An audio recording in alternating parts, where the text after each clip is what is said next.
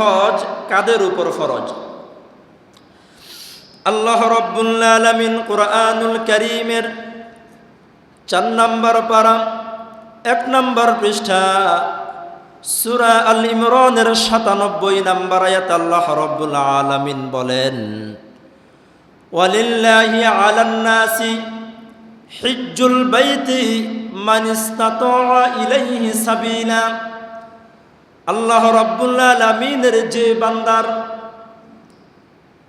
কাবা শরীফে মক্কা শরীফে যাওয়ার মতো সামর্থ্য আছে, আল্লাহ রাব্বুল আলামিনের বান্দাদের বিশেষ প্রয়োজন বাদে, জরুরি প্রয়োজন বাদে সে যে কাবা শরীফে যাবে, আসা যাওয়ার সামর্থ্য যদি আল্লাহর বান্দার কাছে থাকে, যে কয়দিন সে মক্কা শরীফ অবস্থান করবে, এই কয়দিন তার পরিবারের সদস্যদের জীবন পরিচালনা করার মতো সম্পদ যদি আল্লাহর কোনো বান্দার কাছে থাকে, টাকা পয়সা যদি আল্লাহর কোনো বান্দার কাছে থাকে, ওয়ালিল্লাহি আলান নাসি হিজ্জুল বাইতি মান ইসতাতা ইলাইহি সাবিলা, আল্লাহর সে বান্দার জন্য হজ ফরজ। সুবহানাল্লাহ।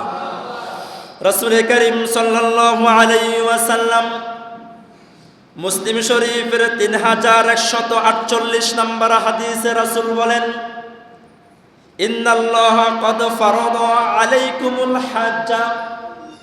হে আমার সাহাবীরা, হে আমার আগত উম্মতেরা, মুসলমানদের জন্য, ঈমানদারদের জন্য দুনিয়ার কোনো মানুষ হজ ফরজ করেন নাই। তোমাদের জন্য হজ যিনি ফরজ করেছেন তিনি দুনিয়ার কোনো মানুষ নয়, স্বয়ং আল্লাহ তার বান্দাদের উপর হজ ফরজ করেছেন। সুবহানাল্লাহ। আমার প্রিয় দ্বীনী ভাইয়েরা,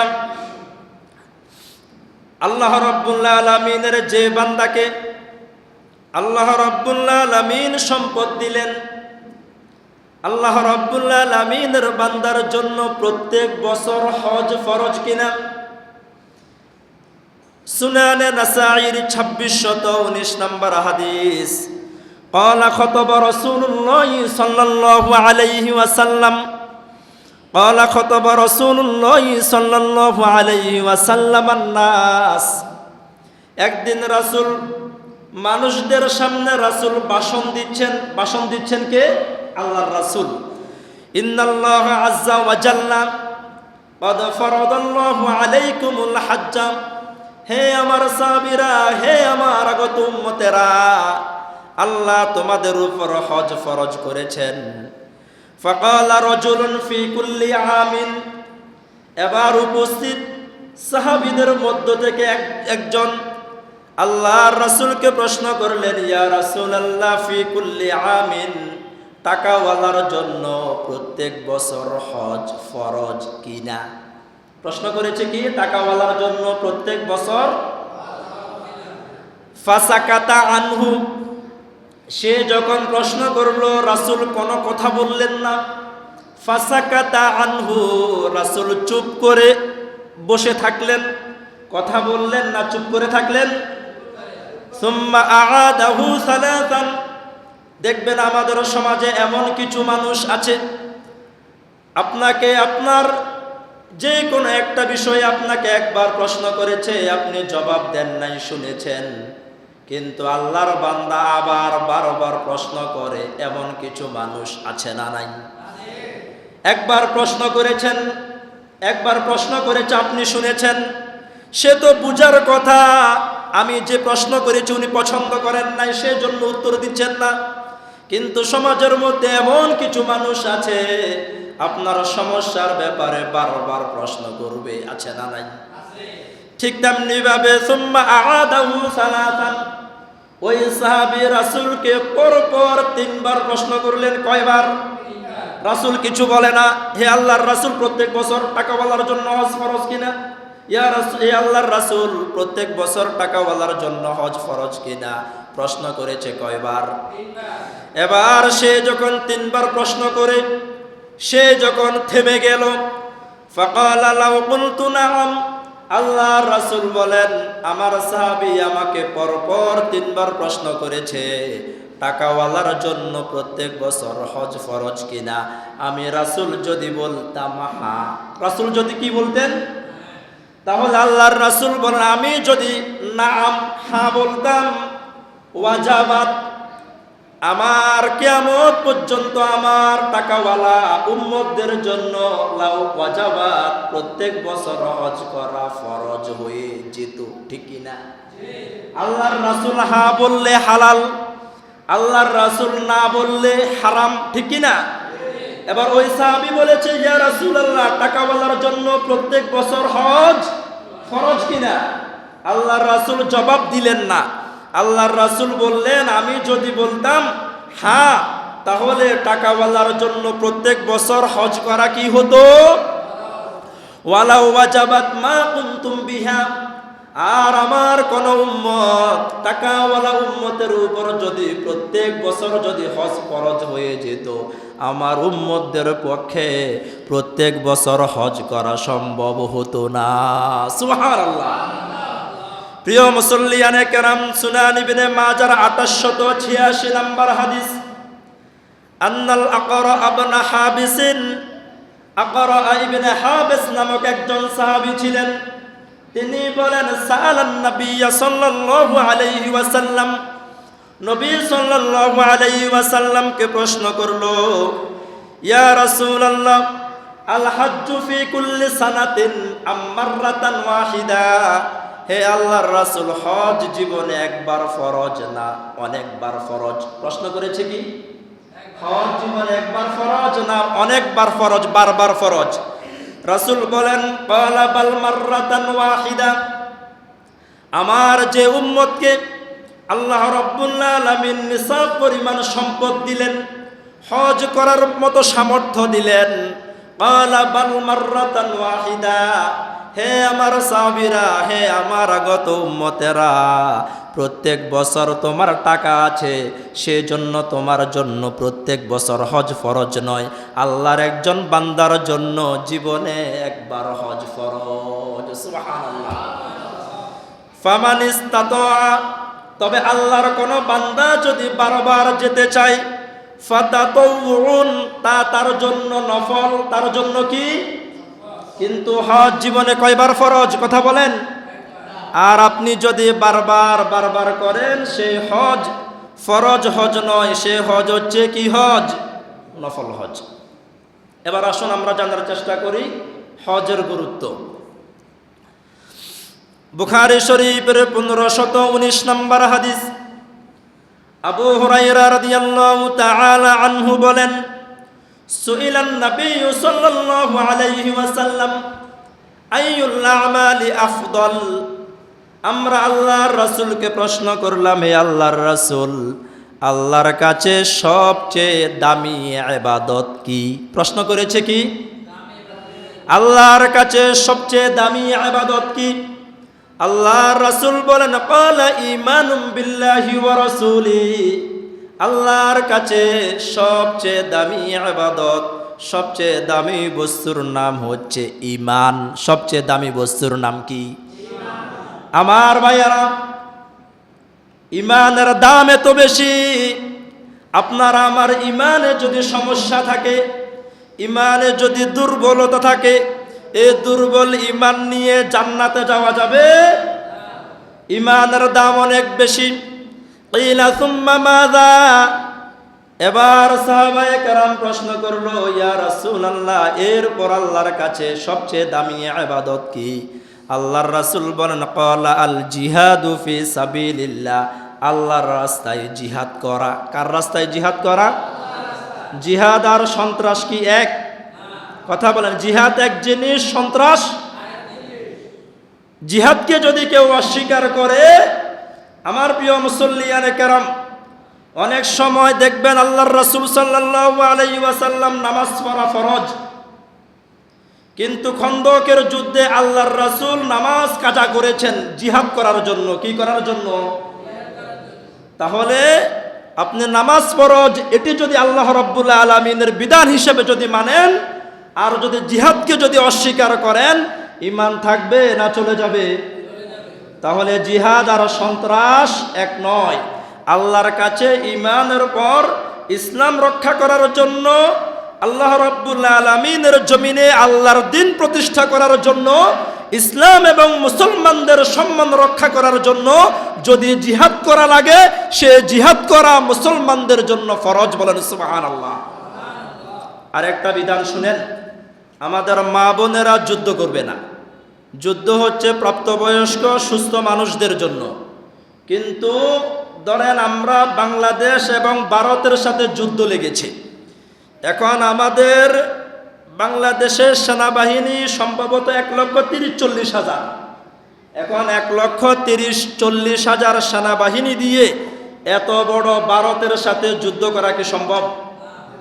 তাহলে সেই ক্ষেত্রে শুধু বাংলাদেশের শুধু পুরুষ নয়, পুরুষদের পক্ষে যদি একা যদি যুদ্ধ করা যদি সম্ভব যদি না হয়, তখন বিশেষ মুহূর্তে নারীদের উপরও জিহাদ আল্লাহ ফরজ করে দেন। বলেন সুবহানাল্লাহ।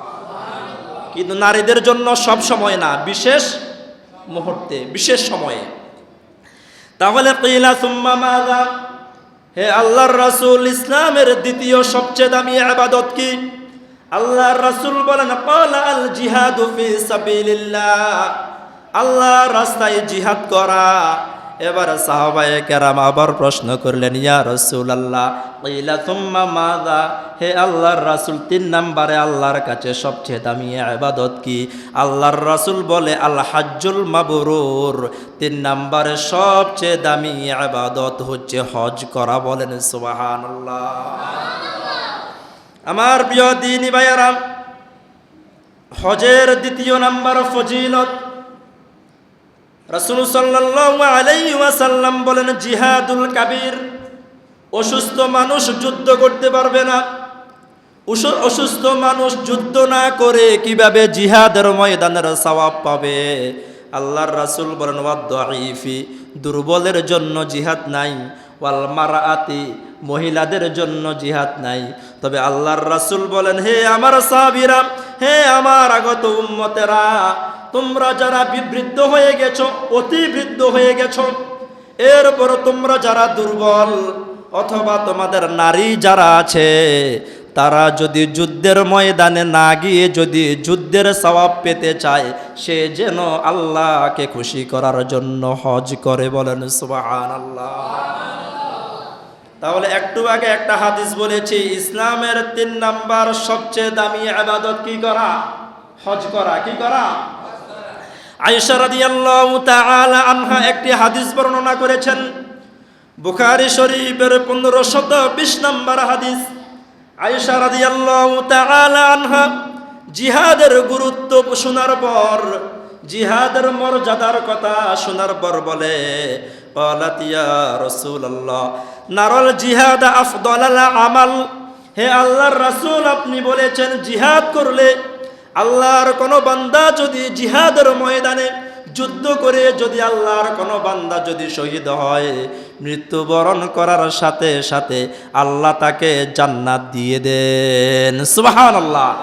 হে আল্লাহর রাসূল, যে জিহাদের সম্মান এত বেশি, যে জিহাদের মর্যাদা এত বেশি, আফালা নুজাহিদু, হে আল্লাহর রাসূল, আপনি কি আমাদেরকে জিহাদের অনুমতি দিবেন না? প্রশ্ন করেছে কি, আপনি কি আমাদেরকে জিহাদ করার অনুমতি দিবেন না?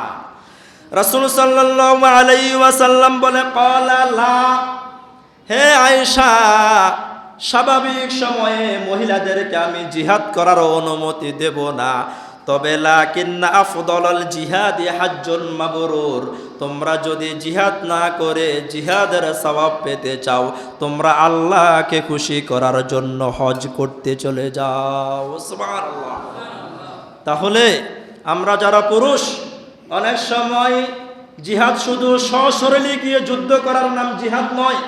অনেক সময় নবীর অবমাননা হলে আমরা জিহাদের অংশ হিসাবে অনেক সময় আমরা মিছিল করি না? করেন কিনা কথা বলেন? ইসরায়েলের ইহুদিদের বিরুদ্ধে প্রতিবাদ করার জন্য জিহাদ মিছিল করেন নাই? কিন্তু আমাদের মা বোনেরা এগুলোকে স্বাভাবিকভাবে করতে পারে? কথা বলেন। তাহলে আমাদের মা বোনদের জিহাদের সওয়াব পাওয়ার জন্য সবচেয়ে সহজ মাধ্যম হচ্ছে আল্লাহকে খুশি করার জন্য হজ করা। বলেন সুবহানাল্লাহ। কিন্তু আমরা পুরুষেরা নিজেরা অনেক টাকা ইনকাম করি, শেষ বয়সে নিজের টাকা দিয়ে নিজে হজ করি, কিন্তু নিজের স্ত্রীকে হজ করার মতো মন মানসিকতা অনেক সময় দেখা যায় কিছু কিছু পুরুষের থাকে না। নিজে হজ করে নিজের মাকে হজ করার মতো, হজ করানোর মতো মন মানসিকতা অনেক সন্তানের মধ্যে থাকে না। এবার আসেন, একটু আগে বলেছিলাম জিহাদের গুরুত্ব কম না বেশি? এবার কথা বলেন, জিহাদ কি সবাই করতে পারে? অস্ত্র কি সবাই চালাতে পারে? যা রাজুলুন ইলান নবী সাল্লাল্লাহু আলাইহি ওয়াসাল্লাম, আল্লাহর রাসূলের কাছে একজন লোক এসে বলল, ইয়া রাসূলুল্লাহ, হে আল্লাহর রাসূল, ইন্নী জাবানুন ওয়া ইন্নী দাঈফুন, হে আল্লাহর রাসূল, আমি দুর্বল আর আমার আরেকটা সমস্যা আছে, আমি রক্ত দেখলে আমার মাথা ঘুরায়। রক্ত দেখলে কি হয়? দেখবেন আমাদের সমাজে এমন কিছু মানুষ আছে গরু জবাই করে তাও দেখতে তার সমস্যা হয়, আছে না? যে মানুষটা গরু জবাই দেখলে তার মাথা ঘুরায়, তার পক্ষে কি যুদ্ধ করা কি সম্ভব? আল্লাহর রাসূলের কাছে এসে বলে, ইয়া রাসূলুল্লাহ, ইন্নী জাবানুন ওয়া ইন্নী দাঈফুন, হে আল্লাহর রাসূল, আমি দুর্বল, আমি কাটাকাটি মারামারিকে ইয়া রাসূলুল্লাহ আমি খুব বেশি ভয় পাই। কিন্তু আপনি তো জিহাদের এত গুরুত্ব বলেছেন, এত মর্যাদা বলেছেন, ইয়া রাসূলুল্লাহ এমন কি কোনো সুযোগ নাই জিহাদ না করে আমি জিহাদের সওয়াব পাবো? বলুন সুবহানাল্লাহ। জিহাদ না করে কিসের সওয়াব চাই? ক্বালা হালুম্মা ইলা জিহাদিল্লাহ শাওকাতা ফীহি, আল্লাহর রাসূল বলেন, হে আমার সাহাবী, রক্ত দেখলে তোমার মাথা ঘুরায়, তুমি অনেক দুর্বল, তুমি যুদ্ধ করতে পারবা না, তবে আমি রাসূল তোমাকে এমন একটা যুদ্ধের সুসংবাদ দেব যে যুদ্ধের মধ্যে কোনো কাটাকাটি নাই, যে যুদ্ধের মধ্যে কোনো মারামারি নাই, যে যুদ্ধের মধ্যে কোনো রক্ত প্রবাহিত হবে না। সুবহানাল্লাহ। এবার সাহাবী বলে, ইয়া রাসূলুল্লাহ, সে যুদ্ধ কি? আল্লাহর রাসূল বলেন, হে আমার সাহাবী, যুদ্ধ না করে যদি জিহাদের ময়দানের সওয়াব পেতে চাও তাহলে তুমি আল্লাহকে খুশি করার জন্য হজে চলে যাও। সুবহানাল্লাহ। তাহলে এই যে একটা না জিহাদের হাদিস শোনার পর কি বুঝলেন? কোন সময় জিহাদের চেয়ে আল্লাহর কিছু কিছু বান্দার জন্য হজের গুরুত্ব কম না বেশি? ইন্নাল ইসলাম ইয়াহদিমু মা কানা ক্বাবলা, আল্লাহর রাসূল বলেন, একজন বিধর্মী, একটা হিন্দু যার বয়স হলো 50 বছর, এ 50 বছর আজকে জুমার পর যদি আল্লাহর বান্দা বলে লা ইলাহা ইল্লাল্লাহু মুহাম্মাদুর রাসূলুল্লাহ, এ কালিমা পড়ার সাথে হিন্দু আছে না মুসলমান হয়ে গেছে? আল্লাহর রাসূল বলেন, ইন্নাল ইসলামা ইয়াহদিমু মা কানা ক্বাবলা, আল্লাহর বান্দা 50 বছর হিন্দু থাকা অবস্থায় যত গুনাহ করেছে, ইসলাম ধর্ম গ্রহণ করার সাথে সাথে আল্লাহ সব গুনাহ আল্লাহ ক্ষমা করে দিয়েছেন। সবাই বলেন সুবহানাল্লাহ।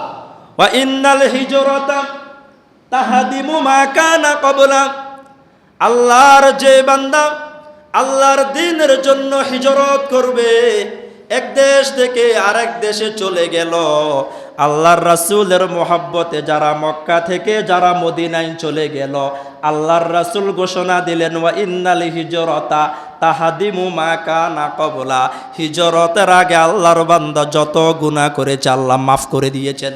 সুবহানাল্লাহ। 3 নাম্বার, ওয়া ইন্নাল হাজ্জা, ভালোভাবে শুনেন, ওয়া ইন্নাল হাজ্জা ইয়াহদিমু মা কানা ক্বাবলা, আল্লাহর একজন বান্দা যার বয়স 40 বছর হয়ে গেল, আল্লাহর বান্দার বয়স 50 বছর, 60 বছর, 70 বছর হয়ে গেল, আল্লাহর বান্দা মানুষের হক যদি নষ্ট যদি না করে, ওয়া ইন্নাল হাজ্জা তাহদিমু মা কানা ক্বাবলা, হজ করার সাথে সাথে পিছনের জীবনের সব গুনাহ আল্লাহ মাফ করে দে। সুবহানাল্লাহ। তাহলে হজের গুরুত্ব কম না বেশি ভাই? শুধু মানুষের হক যদি আপনি নষ্ট না করেন, আল্লাহর রাসূল বলেন তুমি যত গুনাহ করেছো সব গুনাহ ক্ষমা করে দিবেন কে? আমরা আমাদের সমাজে কিছু কিছু মানুষ বলে এতে সারা জীবন শয়তানি করছে, এখন শেষ বয়সে মক্কা শরীফ গেছে। আরে ভাই, সে সারা জীবন শয়তানি করলে আল্লাহ যদি মাফ করে দেয়, আপনার আমার কিছু বলার আছে? আপনার আমার কাছে হতে পারে সে শয়তান, কিন্তু আল্লাহর বান্দা মানুষের হক নষ্ট করে নাই, আল্লাহর হক নষ্ট করেছে, আল্লাহর নাফরমানি করেছে। আল্লাহর রাসূল বলেন যদি খাঁটিভাবে হজ করতে পারে তার সব গুনাহ মাফ করে দিবেন কে? আমার প্রিয় মুসল্লিয়ানে কেরাম, হজ করার ৬ নম্বর উপকারিতা জামিউ তিরমিজির ৮১০ নম্বর হাদিসে আল্লাহর রাসূল বলেন তাবিউ বাইনাল হাজ্জি ওয়াল উমরা, হজ এবং উমরা করার জন্য টাকা লাগে নাকি লাগে না? স্বাভাবিকভাবে দেখি আমরা হজ করলে ৭ লাখ টাকা শেষ, আপনার কাছে আছে ১০ লাখ টাকা। বর্তমান সময়ে হজ করার জন্য ৬-৭ লাখ টাকা লাগে। স্বাভাবিকভাবে আমরা দেখি ১০ লাখ টাকা থেকে ৭ লাখ টাকা চলে গেলে টাকা কমে না বাড়ে? উমরা করার জন্য ১.৫ লক্ষ টাকা লাগে। তাহলে আমরা স্বাভাবিকভাবে দেখি হজ এবং উমরা করলে টাকা খরচ হয়। আল্লাহ রাসূল বলেন তাবিউ বাইনাল হাজ্জি ওয়াল উমরা, আল্লাহর কোন বান্দা যদি হজ অথবা উমরা করে, হজ করার মতো সামর্থ্য তো সবার নাই, উমরা করার জন্য কম টাকা লাগে। ফাইন্নাহুমা ইয়ানফিআন, আল্লাহর কোন বান্দা যদি হজ অথবা উমরা করে তাকে আল্লাহ দুনিয়াতে 2টি পুরস্কার দান করবেন। কয়টি পুরস্কার? আল্লাহ রাসূল বলেন 1 নম্বর পুরস্কার আল ফাকর, তোমার দারিদ্রতা আল্লাহ দূর করে দিবেন। সুবহানাল্লাহ। উমরা করলে অভাব দূর করে দিবেন কে? উমরা করতে কিন্তু খুব বেশি টাকা লাগে না। ব্যবসা শুরু করবেন, ব্যবসার মধ্যে 50 লক্ষ টাকা আপনি পুঁজি খাটাতে পারেন, আপনি পুঁজি হিসাবে 1.5 লক্ষ টাকা দিয়ে উমরা করে এসে ব্যবসা শুরু করেন। আল্লাহর রাসূল বলেছেন উমরা করলে আর হজ করলে বরকত বাড়িয়ে দিবেন কে? আল্লাহ। দারিদ্রতা আল্লাহ দূর করে দিবেন। 2 নাম্বার হচ্ছে ওয়াজুনুব, আল্লাহর কোন বান্দা যদি দুনিয়ার মানুষকে দেখানোর জন্য নয়, যদি আল্লাহকে দেখানোর জন্য যদি হজ অথবা উমরা করতে পারে, হজ এবং উমরার বিনিময়ে আল্লাহ তার বান্দার পিছনের জীবনের সব গুনাহ আল্লাহ মাফ করে দেন। সুবহানাল্লাহ। এই তো গেল, আল্লাহ দারিদ্রতা দূর করে দিবেন আর গুনাহ আল্লাহ ক্ষমা করে দিবেন। 3 নম্বরে আল্লাহর রাসূল মুসনাদে আহমদ ইবনে হাম্বলের 23,000 নম্বর হাদিসে আল্লাহর রাসূল সাল্লাল্লাহু আলাইহি ওয়াসাল্লাম বলেন আন-নাফাকাতু ফিল হাজ্জি কান-নাফাকাতি ফি সাবিলিল্লাহ, আল্লাহর বান্দা হজ করার জন্য 7 লক্ষ টাকা খরচ করলো, উমরা করার জন্য 1,50,000 টাকা খরচ করলো, তাকে শুধু আমি আল্লাহ হজ এবং উমরার সওয়াব দেব না, আমার বান্দা 7 লক্ষ টাকা আল্লাহর রাস্তায় দান করলে যে সওয়াব, তারা আমল নামায় হজের সওয়াব আর ওই 7 লক্ষ টাকা দানের সওয়াবও আমি আল্লাহ দিয়ে দেব। তাহলে হজ করেছেন, শুধু আল্লাহ হজের সওয়াব দিবেন না 7 লক্ষ টাকারও সওয়াব দিবেন? আলহামদুলিল্লাহ। আপনি উমরা করেছেন 1,50,000 টাকা খরচ করে, আল্লাহ রাসূল বলেন আল্লাহর কোন বান্দা যদি 1,50,000 টাকা, 1,50,000 টাকার কথা হাদিসের মধ্যে নাই, বলেছে যে যত টাকা হজ এবং উমরার জন্য খরচ করবে, শুধু হজ এবং উমরার সওয়াব আল্লাহ দিবে না, যত টাকা খরচ করবেন সব টাকার সওয়াবও কে দিবেন? এরপর আমার ভাইয়েরা মুস্তাদরাকে হাকিমের আরেকটি হাদিসে আল্লাহর রাসূল বলেন শুধু হজের সওয়াব আর টাকার সওয়াব আল্লাহ দিবেন, বিষয়টা এমন নয়। মক্কা শরীফের মানুষের জন্য যাতায়াত ব্যবস্থা ভালো না বাংলাদেশের মানুষের জন্য? কথা বলেন, কার জন্য? আমরা রায়পুরের কোন মানুষ যদি আমরা হজে যেতে চাই, হয় ঢাকা যেতে হবে আগে অথবা চট্টগ্রাম, এরপর বিমানে করে ঢাকা সৌদি আরব। তাহলে আমাদের কষ্ট বেশি না তাদের কষ্ট বেশি?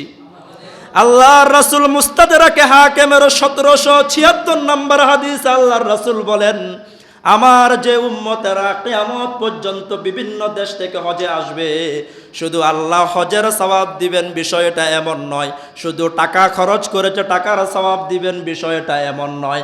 আপনি রায়পুর থেকে যে ঢাকা গেলেন, এই যে কষ্ট হলো, আল্লাহর রাসূল বলেন এই কষ্টের সওয়াবও আল্লাহ আপনাকে দিয়ে দিবে।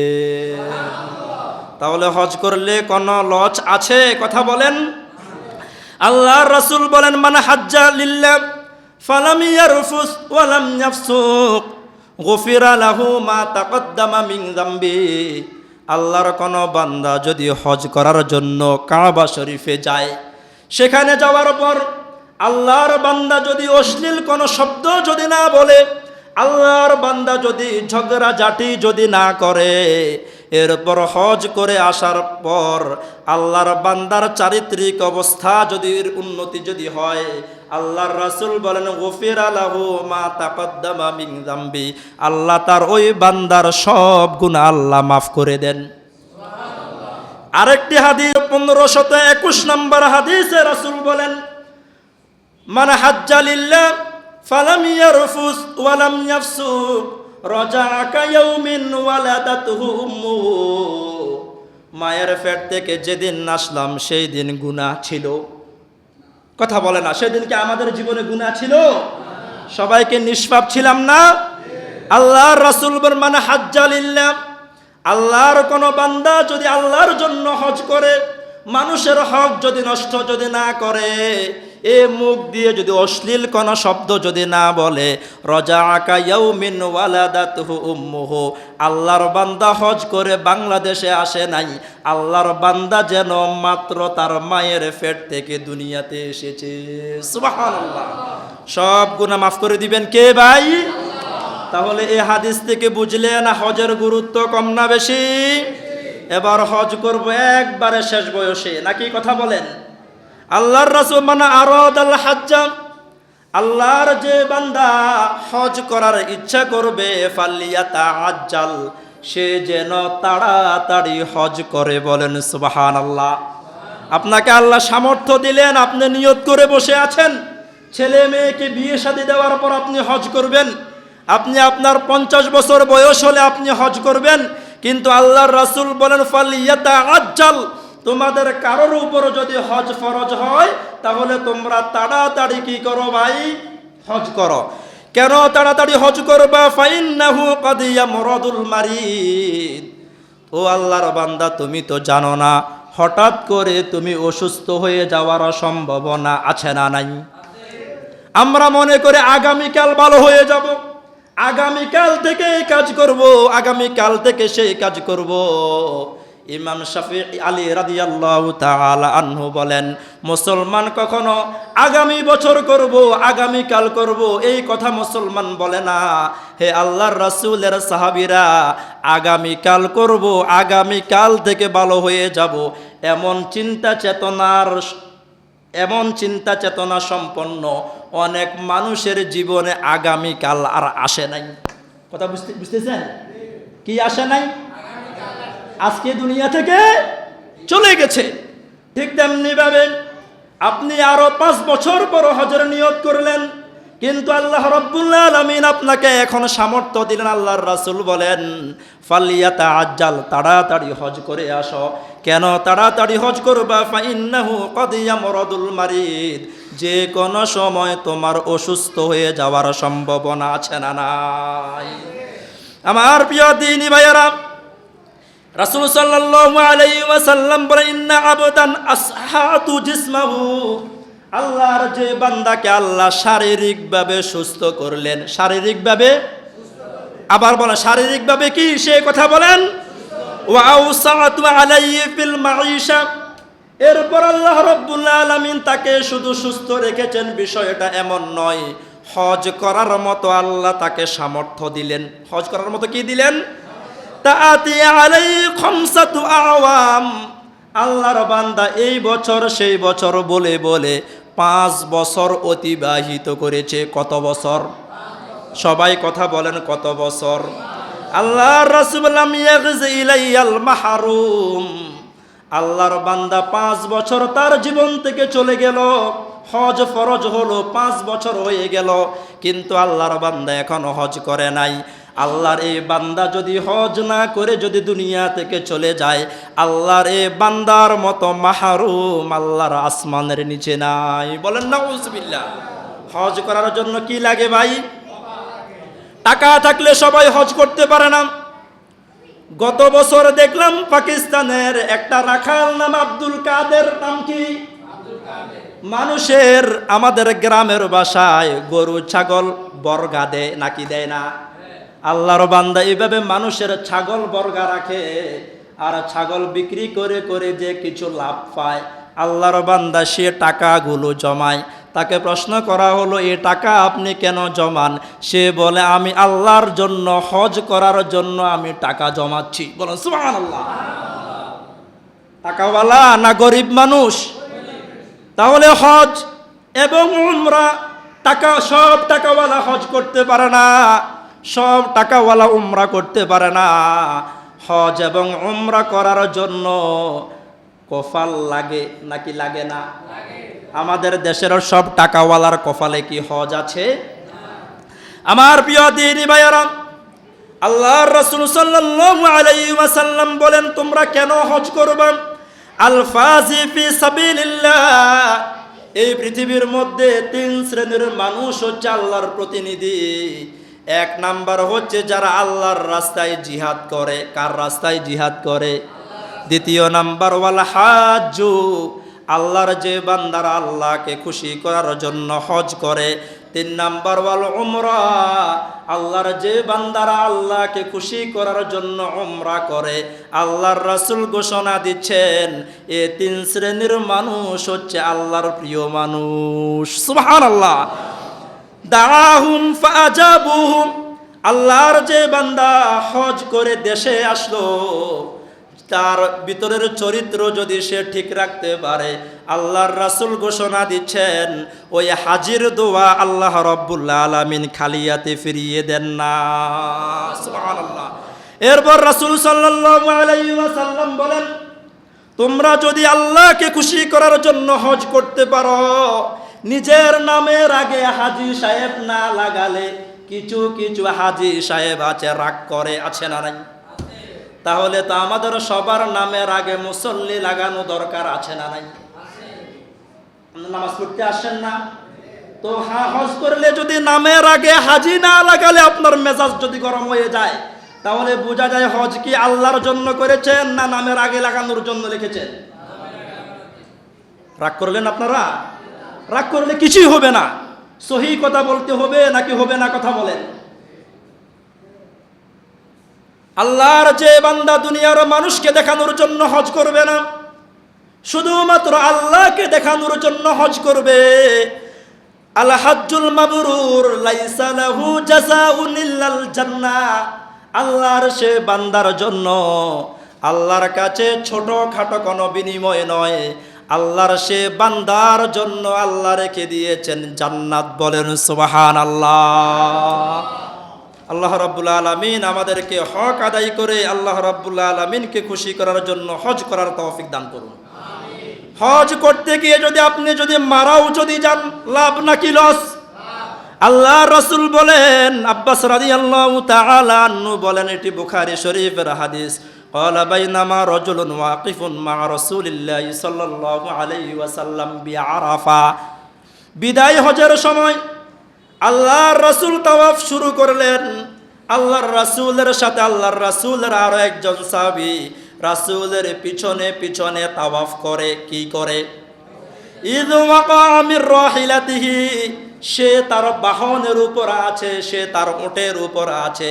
ফাকসাতুহু, হঠাৎ করে আল্লাহর বান্দা পশুর চামড়া ফিসলা, ঠিক কি না কথা? ফিসল না কথা বলেন? আল্লাহর বান্দা হঠাৎ করে উটের উপর থেকে পড়ে তার গাঁটটা মটকে গেল। কি মটকে গেছে? আল্লাহর বান্দা সেখানে মারা গেল। ফাকাল রাসূলুল্লাহ সাল্লাল্লাহু আলাইহি ওয়াসাল্লাম, আল্লাহর রাসূল বলেন, হে আমার সাহাবীরা, ইগসিলু বিমাইন ওয়াসিদরিন, হে আমার সাহাবীরা, হে হাজিরা, তোমরা তোমাদের যে হাজি দুনিয়া থেকে চলে গেল তাকে তোমরা গরম পানি, খেজুরের পাতার গরম পানি দিয়ে তোমরা তাকে গোসল করাও। সুবহানাল্লাহ। ওয়াকাফিনু ফি সাওবাইন, আমরা পুরুষ যারা মারা যায় কাফনের কাপড় কয় টুকরা? কিন্তু আল্লাহর রাসূল বলেন, সে যেহেতু হজ করার জন্য এসে দুনিয়া থেকে চলে গেল, হাজিদের কাপড় তাকে কয়টা? উপরে একটা, নিচে একটা। আল্লাহর রাসূল বলেন, তাকে দুনিয়ার কোন কাফন দিয়ে তাকে দাফন করা হবে না। হে আমার সাহাবীরা, তার গায়ের মধ্যে যে দুইটা কাপড় আছে, এই কাপড় দিয়ে তোমরা তাকে দাফন করো। বলেন সুবহানাল্লাহ। ওয়ালা তুখান্নিতু, তার গায়ের মধ্যে কোনো সুগন্ধি লাগানোর কোনো প্রয়োজন নাই, কারণ হাজিদের জন্য হজের সময় সুগন্ধি ব্যবহার করা নিষেধ। ওয়ালা তাখাম্মিরু রাসাহু, দুনিয়াতে যখন মানুষ যখন মারা যায়, যখন কাফনের কাপড় পরায়, তখন কি করে? মাথার মধ্যে বাদ দেয় নাকি দেয় না?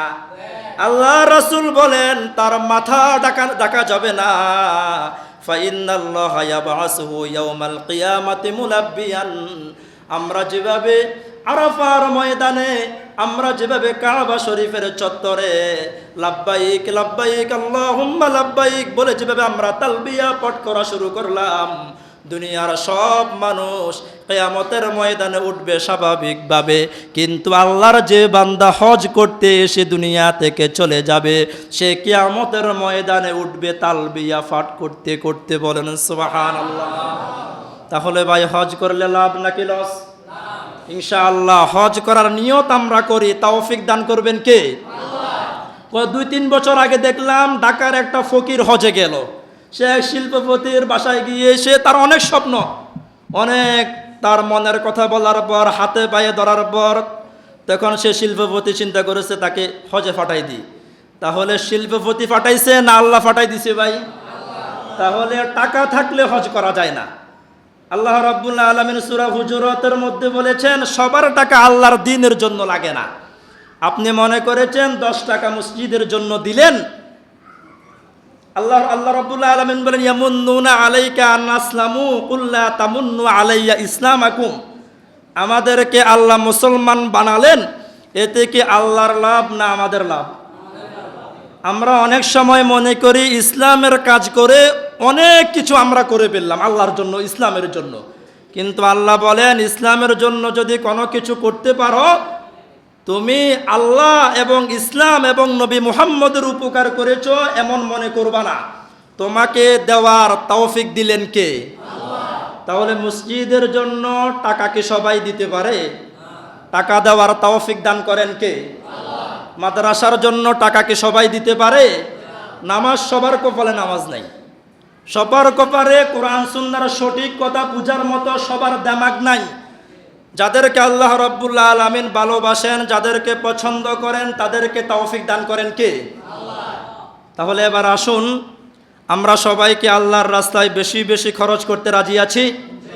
আল্লাহর রাস্তায় আলী রাদিয়াল্লাহু তাআলা আনহুকে আর বেলালকে আল্লাহর রাসূল বলে, আনফিক ইয়া বেলাল উনফিক আলাইকা, হে বেলাল তুমি আল্লাহর রাস্তায় বেশি বেশি দান করো, তোমাকে দান করবেন কে? আল্লাহ। এবার আপনারা বলেন, বেলাল কি কোটিপতি না গরিব? আমাদের মতো গরিব না আরো গরিব ছিলেন? আরো অনেক বেশি গরিব ছিলেন। সে বেলালকে বলেন, আল্লাহর রাসূল বলে, হে বেলাল তুমি আল্লাহর রাস্তায় বেশি বেশি দান করো, তোমাকেও দান করবেন কে? আল্লাহ। আপনি যদি সিরাতের কিতাবগুলো যদি পড়েন, ইতিহাসের কিতাবগুলো যদি পড়েন, আল্লাহর রাসূলের কথা শুনে বেলাল রাদিয়াল্লাহু তাআলা আনহু বেশি বেশি দান করেছেন, তাকে আল্লাহ শেষ বয়সে টাকাওয়ালা বানিয়ে দিলেন। তাহলে আল্লাহর রাসূলের হাদিস কি সত্য নয়? তাহলে বেলালের মতো মানুষ যদি এভাবে আল্লাহর রাস্তায় দান করে, আল্লাহ তো আমাদেরকে কিছু টাকা পয়সা দিয়েছেন নাকি দেন নাই? তাহলে ইনশাআল্লাহ সর্বপ্রথম আমি ওয়াদা করি, জীবনে কত টাকা আমরা কত জায়গায় আমরা খরচ করি। এখানে এমন আমার অনেক মুসল্লি আছে, দৈনিক পকেট খরচ আছে 500 টাকা, আছেন না নাই? তাহলে আমি আপনাদেরকে অনুরোধ করব, আমরা এমন কয়জন মুসল্লি আছি যে প্রত্যেক জুমা মসজিদের জন্য 100 টাকা দেব। সপ্তাহে মাত্র 100 টাকা। সপ্তাহে কত টাকা? ইনশাআল্লাহ আমি সর্বপ্রথম ওয়াদা করলাম, আমি সব সময় প্রত্যেক জুমায় মসজিদের জন্য 100 টাকা দেব। ভাই কত জায়গায় কত টাকা আমরা খরচ করি, ইনশাআল্লাহ আমি আমার 10-15 জন ভাই চাই যে প্রত্যেক জুমায় আপনি 100 টাকা করে দিবেন। এমন কয়জন আছেন? তোলেন না ভাই। কত টাকা? আলহামদুলিল্লাহ 1 জন, 2 জন আলহামদুলিল্লাহ, 3 জন আলহামদুলিল্লাহ, 4 আলহামদুলিল্লাহ, 10 জন বলেছি না? বেশি তো বলি নাই ভাই। রোগ হলে কত টাকা আমাদের খরচ হয়ে যায়। আল্লাহ রাসূল বলেন, ওয়াসসাদাকাতু তুতফিউল খাতিয়াতা কামা ইউতফিউল মা আন-নার। আগুনের মধ্যে পানি দিলে আগুন কমে না নিবে, বাড়ে না নিবে? ঠিক তেমনি ভাবে দান সদকা করলে আল্লাহ বিপদ মুসিবত দূর করে দেন। বলেন সুবহানাল্লাহ। তাহলে কয়জন হলো? 4 জন। আর 6 জন ইনশাআল্লাহ বলেন ভাই।